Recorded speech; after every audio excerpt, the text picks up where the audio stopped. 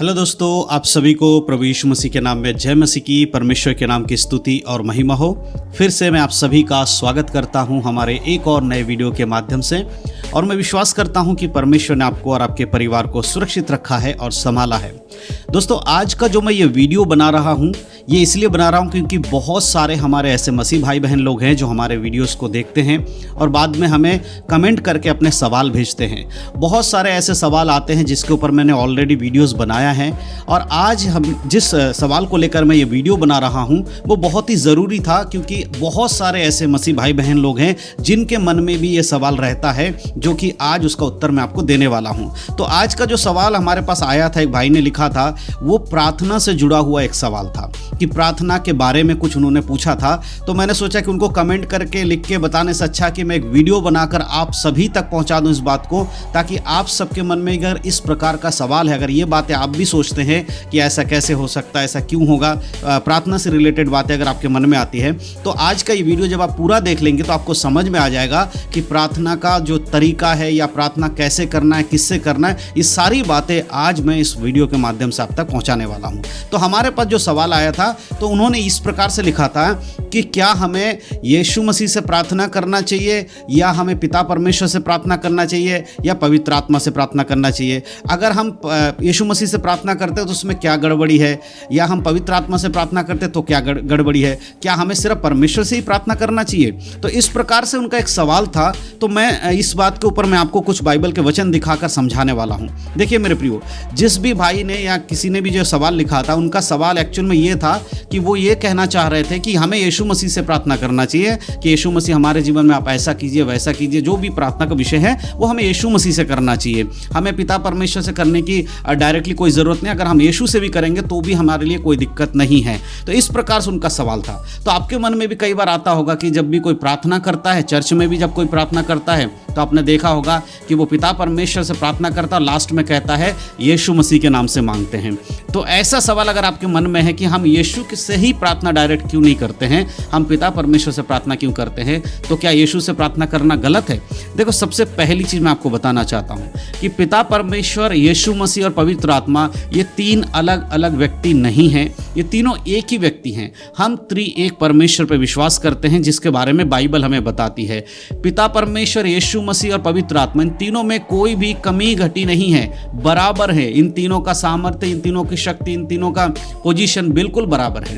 तो अब यहाँ बात आती है, जब तीनों बराबर हैं तो फिर हम यीशु मसीह को डायरेक्ट प्रार्थना क्यों नहीं करते, हम पिता परमेश्वर से प्रार्थना करके यीशु मसीह के नाम से क्यों मांगते हैं? तो इसके पीछे हमें बाइबल के कुछ वचनों को पढ़ना बहुत ज़रूरी है, और बाइबल में यीशु मसीह ने क्या आज्ञा दिया है प्रार्थना को लेकर, उसको भी समझना हमें बहुत ज़रूरी है। और साथ ही साथ जो चेले थे यीशु मसीह के, या जो प्रेरित लोग थे, उन्होंने किस तरह से प्रार्थना करने के लिए कहा, उसको भी समझना बहुत ज़रूरी है।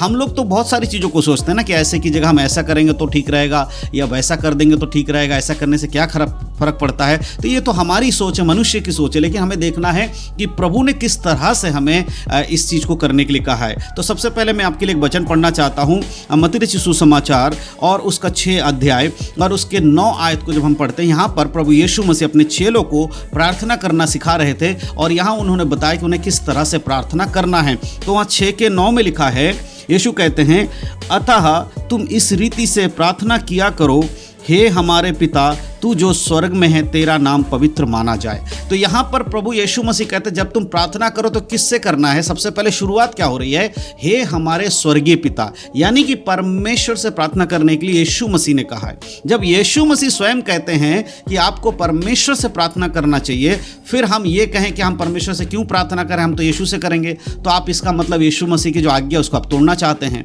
तो इसीलिए ऐसा नहीं है कि यीशु मसीह से प्रार्थना करना गलत है, या यीशु से प्रार्थना करेंगे तो यीशु सुनेगा नहीं, ऐसा नहीं है मेरे प्रियो। हमें यही तो समझना होगा कि बाइबल के वचनों के अनुसार जीवन जीना कितना इंपॉर्टेंट है। अगर हम परमेश्वर से प्रार्थना कर रहे हैं तो इसका यह मतलब नहीं है कि हम यीशु मसीह को तुच्छ जान रहे हैं या उनको नकार रहे हैं। जब तक आप प्रार्थना को यीशु के नाम से नहीं मांग रहे तो उस प्रार्थना को संपूर्ण भी तो नहीं हो रहा है। इस बात को भी आपको समझना है। अगर आप ये कह रहे हैं कि हम यीशु मसीह के नाम से प्रार्थना कर लेंगे उससे काफ़ी है, तो आप यीशु से प्रार्थना करके और आप कहेंगे आप यीशु मसीह के नाम से दे दो, तो आप समझ रहे हैं ना किस प्रकार का एक सोच हो जाएगा कि हम यीशु से, जैसे कि एक उदाहरण के लिए आप अपने आप से ही प्रार्थना कर रहे हैं, मैं अपने खुद से ही कह रहे हैं कि मुझे आप दे दो, और फिर कह रहा मेरे नाम से ही दे दो। उसी प्रकार से जब यीशु से प्रार्थना कर रहे हैं तो आप कहेंगे यीशु मसीह के नाम से ही दे दो। यीशु मसीह का जो पोजीशन परमेश्वर के दृष्टि में है, या परमेश्वर ने जो यीशु मसीह को काम दिया है, उस काम के किए बिना किसी का भी उद्धार संभव नहीं है। इसीलिए जब भी कोई व्यक्ति प्रार्थना करता है तो परमेश्वर से करता है, क्योंकि उद्धार को देने वाला, इस संसार में यीशु को भेजने वाला वो परमेश्वर है। इसीलिए यूहन्ना किताब में इस प्रकार लिखा है, परमेश्वर ने जगत से ऐसा प्रेम रखा कि उसने अपना इकलौता पुत्र दे दिया, ताकि जो कोई उस पर विश्वास करे वो नाश ना हो परंतु अनंत जीवन पाए। यानी कि परमेश्वर के दिए हुए उद्धार के द्वारा ही, यीशु मसीह के द्वारा हमारा उद्धार हुआ है। तो अब यीशु के पास वो अधिकार है जिसके नाम के द्वारा या यीशु मसीह को याद करते हुए हम अगर परमेश्वर से कुछ मांगते हैं तो प्रभु हमारे लिए वो करते हैं। क्योंकि सृष्टि को बनाने के समय में यीशु मसीह भी मौजूद थे, पवित्र आत्मा भी मौजूद थे, परमेश्वर भी मौजूद थे। तो तीनों उस समय प्रेजेंट थे आदि में जब परमेश्वर ने जगत की सृष्टि की। इसीलिए यीशु मसीह के पास भी वो अधिकार है। लेकिन जब प्रार्थना की बात आती है तो यीशु इस संसार में एक मनुष्य का रूप लेकर आए, एक मनुष्य के समान जीवन जिया। इसीलिए उन्होंने ये आज्ञा दी कि तुम, जैसे यीशु मसीह भी खुद प्रार्थना करते थे, पिता परमेश्वर से करते थे, वो खुद से तो नहीं करते थे, पिता परमेश्वर से प्रार्थना करते थे। तो इसीलिए हमें भी कहा गया है कि हम पिता परमेश्वर से प्रार्थना करें। तो जो लोग ये कहते हैं कि हम परमेश्वर से डायरेक्टली प्रार्थना ना करके सीधे यीशु मसीह से प्रार्थना करें, तो उसमें क्या बुरी बात है? देखिए, बुरी बात कुछ भी नहीं है। आप परमेश्वर से प्रार्थना करें, यीशु मसीह प्रार्थना करें, बात एक ही, लेकिन आज्ञा क्या है हमें वो समझना बहुत जरूरी है। तो यहाँ यीशु कहते जब भी तुम प्रार्थना करो तो पिता परमेश्वर से कहो, हे हमारे स्वर्गीय पिता। अब हम यहाँ पर इस बात को तो समझ गए कि यीशु मसीह ने भी ऐसा ही सिखाया कि हमें प्रार्थना करते समय परमेश्वर से प्रार्थना करना है।